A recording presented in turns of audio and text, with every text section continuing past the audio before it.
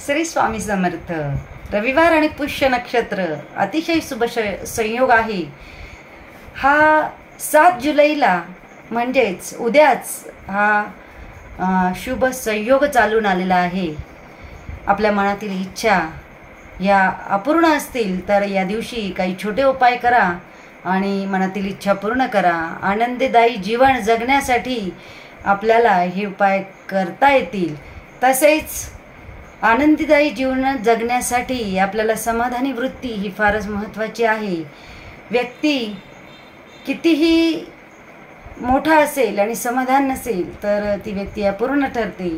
पण आपल्या पत्रिकेतील ग्रहांची बलवत्ता ही वाढवायची असेल तर काही छोटे उपाय आपण या रवी पुष्यामृत योगावर नक्की करा आणि त्याचे फळ हे मिळवून घ्या।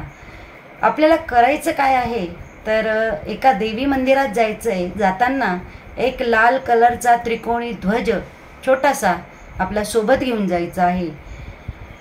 तो ध्वज देवीच्या पायाजवळ वाहायचा। 2 विड्याचे पानं, त्यावर सुपारी आणि अक्षदा वाहायच्या आहे। त्याचबरोबर देवीला ड्रायफ्रूटचा नैवेद्य दाखवायचा आहे आणि आपल्या मनातील इच्छा ह्या सांगायच्या आहे।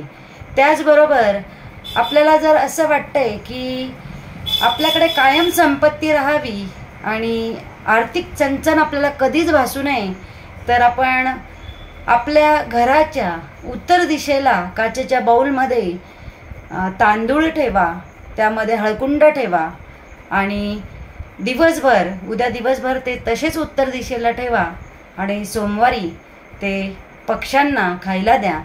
आपल्या सर्व आर्थिक अडचणी नक्कीच दूर होतील।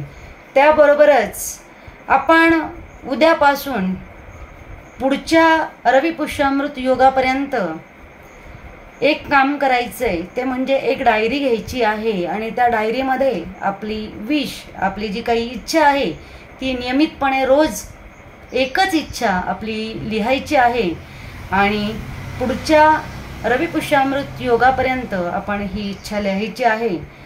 ती वारंवार लिहिल्याने आणि उद्याच्या दिवशी सुरुवात केल्याने नक्कीच आपल्याला आपल्या मनातील इच्छा पूर्ण झाल्याशिवाय राहणार नाही। उद्या छान कामांना सुरुवात करा। कुठलेही महत्त्वाचे मोठे अडलेले कामं असतील तर ते उद्या सुरुवात करा। घरात नवीन काही वस्तू आणायच्या असतील तर उद्या आणा।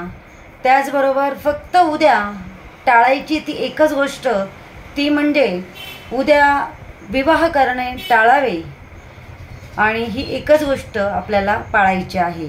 नेहा जोशी, दत्त अनगा वास्तू रिसर्च सेंटर, नाशिक।